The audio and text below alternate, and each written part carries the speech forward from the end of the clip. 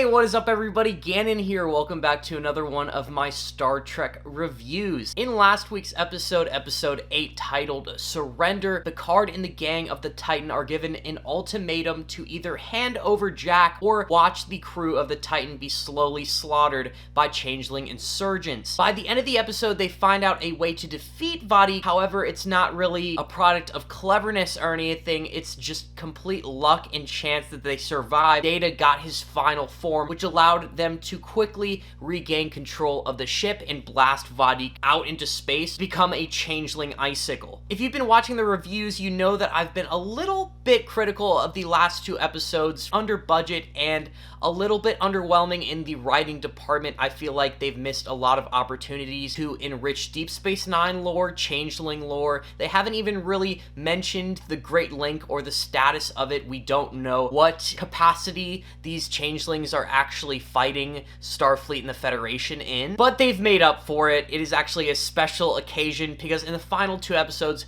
we've long been guessing that they're going to utilize the budget. There's going to be a lot of cool cameos, and they're just going to do a lot of crazy, awesome, fun things to tug at our heartstrings and make us as Star Trek fans go absolutely crazy. As you could see, because I have the Captain Pike command jacket on today, one of my favorite jackets, one of my favorite designs in all of Star Trek. It is a special occasion. Huge spoilers ahead, so do not cheat yourself out of these amazing experiences in today's episode of Trek. Please click off the video if you haven't seen it, and then feel free to come back and tune in to the discussion. Let's get right into it.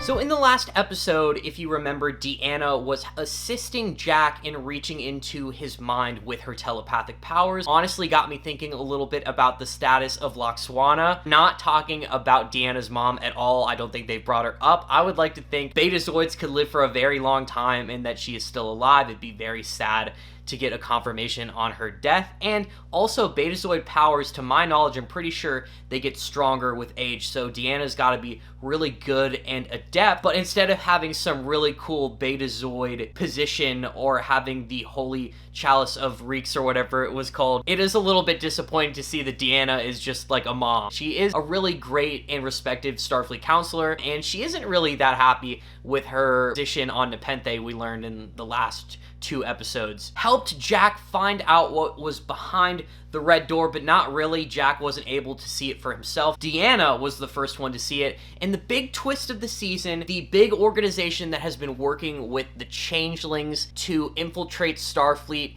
to kind of arrange this coup, get everybody there for Frontier Day, whole elaborate plan. When you use a little bit critical thinking, you start to realize that this is a little bit outrageous, but it's okay. We learn that the big bad villain is the Borg. The Borg are back, apparently, in lore. Picard says that they haven't been seen for a decade. The body that Vadik stole from Daystrom Institute had Borg genes in it still. When Picard was transformed into Locutus in the Best of Both Worlds in The Next Generation, they eventually got him back, took all of the Borg instruments and physiology out of him, and returned him to Captain Picard. But there were Borg modifications in his genes that lied dormant. We were not able to actually find out what they were, and they went as far as to just retcon the Aromatic Syndrome and say that this dude never had Aromatic Syndrome, and instead, the whole time, it was just this Borg gene modification. Those Borg genes were then passed on to Jack. Now it seems like Jack is this sleeper cell agent that is part of this weirdly strange, elaborate plan that the Borg have conducted that just kind of makes no sense. What seems like thousands, if not millions of cubes, trillions of Borg potentially, the super organization that can just assimilate entire cultures. They're very strong, they're very powerful, and also another thing that you have to realize about the Borg is that outside of the Borg Queen, the Borg are very straightforward. They're not conniving, logical tactics based on their own analysis. I kind of think it's a little bit silly. The Borg would go as far as just, you know, planting some sleeper genes into Picard, and they've intentionally waited this long, like a whole generation for him to potentially have kids. I feel like this should have had a little bit better explanation. Maybe the Borg weren't planning this all along, and now that Picard has this child, they're finally just taking advantage of the Borg genes being there. They have implemented the Borg genes into all of the transporters. So all of the young Starfleet personnel, upon activation of these Borg genes, are now becoming assimilated and turning against everybody and just shooting the whole entire place up. From my perspective, Jack definitely needs to be under the influence of Borg technology. Otherwise, to me, he just seems clearly like a villain. He made a choice to leave the ship, leave the protection of Starfleet, and use his mind control to leave forcefully, counter, and approach the Borg. He could have avoided all of this. He could have saved the entire day and saved everybody so much trouble if he just stayed inside his room for like a week and didn't leave. If he really had free will and he fucked off and went to go meet the Borg Queen of his own free will, to me, dude, Jack, you are the responsible for the deaths of thousands of people at this point. You're an irredeemable villain. You are insane. Leaves the Titan. He goes and meets with the Borg Queen. Something that is interesting is we don't get to see the entirety of the Borg Queen. The actress who has played the Borg Queen in the first 2 seasons of Star Trek Picard, Annie Wershing. I hope I'm saying her name right, because unfortunately Annie passed away in the last year, so really sad. Rest in peace, Annie Wershing. I wonder if they're going to use her likeness in any way. Still alive when they filmed this.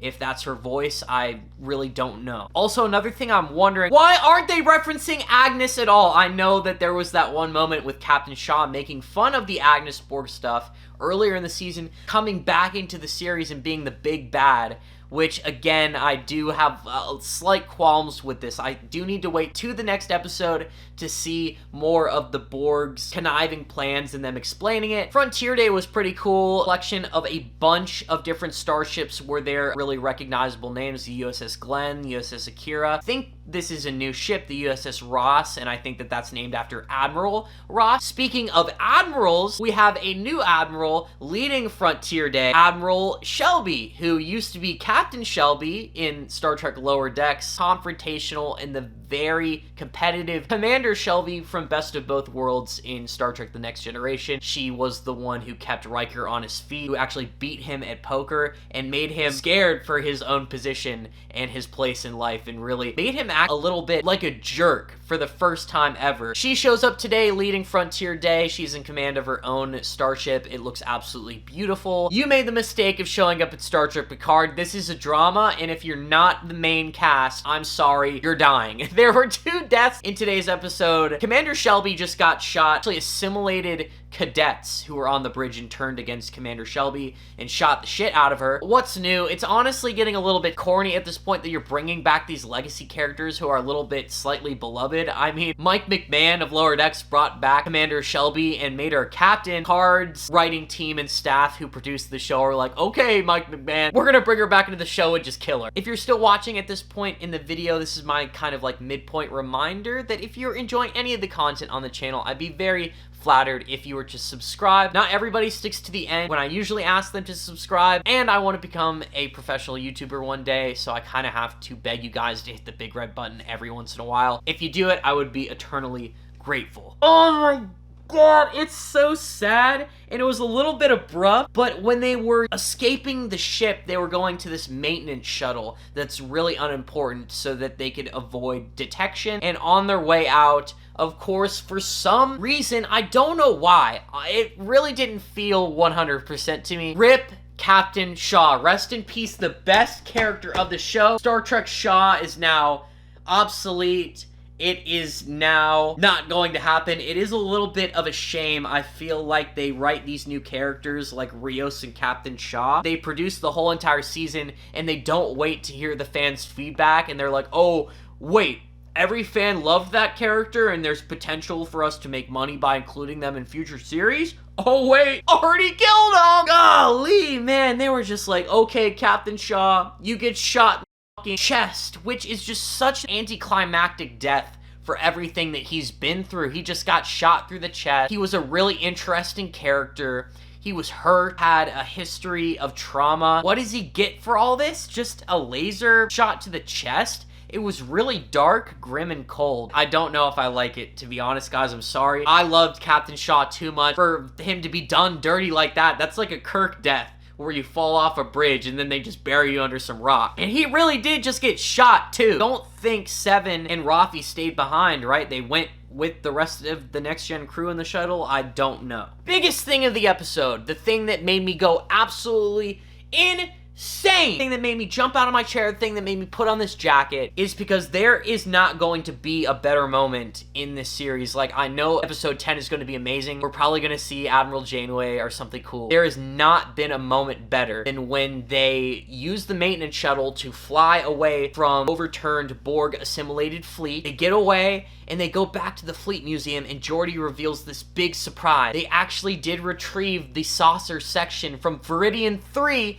from the Star Trek movie Insurrection when the Enterprise D faced its destruction, and Geordi rebuilt it! This dude, this animal, he's the best! He rebuilt the Enterprise D, and then you have this beautiful version of the Enterprise crew returning on the maintenance shuttle. It feels like Star Trek the motion picture. They're slowly approaching it, going through the deck. It just looks beautiful. When we first saw the Starfleet Museum, I was very critical in my own head of why they didn't take the opportunity to board one of the ships and give us a scene of one of the old relic ships. But then I thought to myself, there is a lot of budget in creating a whole ship deck, right? That's like a whole set of the Titan was probably very expensive. It would be very expensive for them to make a deck of like the Klingon Bird of Prey, or even the Defiant would be very expensive. What they did is that they remade the Enterprise D. Well, the Galaxy class has always been my favorite type of ship. I think I saw a Galaxy class in formation with the ships at Frontier Day, which would be a little bit of a lore mistake in my opinion, because at this point it's been highly stipulated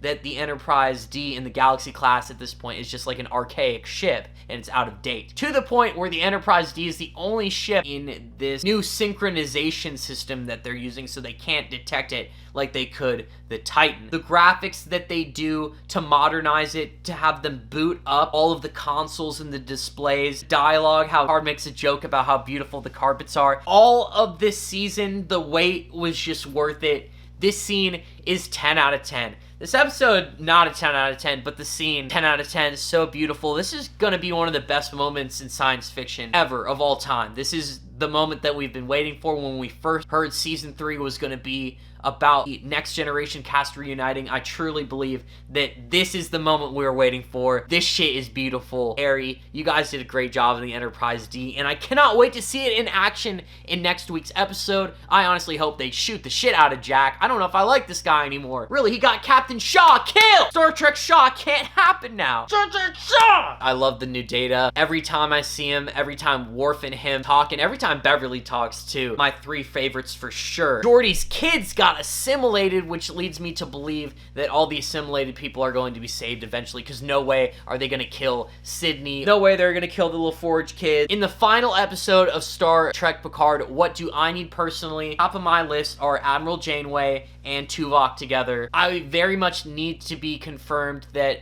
Leia Brahms is Geordi's wife. And then number 3, low-key a dope cameo would be Barclay. Barclay is Next Generation important character. I love him in Voyager as well. We need Barclay to come back. I feel like that's the most important thing I need. Other than that, I really do need for the Borg being the big bad to have a better, more convincing explanation and plot line going forward. Borg, of all people, would come up with this convoluted scheme. It really does need to be explained to me that the gene that Picard passed on, that they're merely just taking advantage of it now after all these years, now that the Borg are at a weak point and they've actually just learned about Picard's son through like channels and different networks. This episode was great. I think I'm very comfortable giving it an 8 to an 8.5 out of 10. The Enterprise D was just insane. That right there is way better than anything Star Wars has done in the past 10 years. If you enjoyed today's review, or if you're enjoying any of the content on the channel, I'd be very flattered if you were to subscribe. Please leave a comment down below what you think is going to be in the final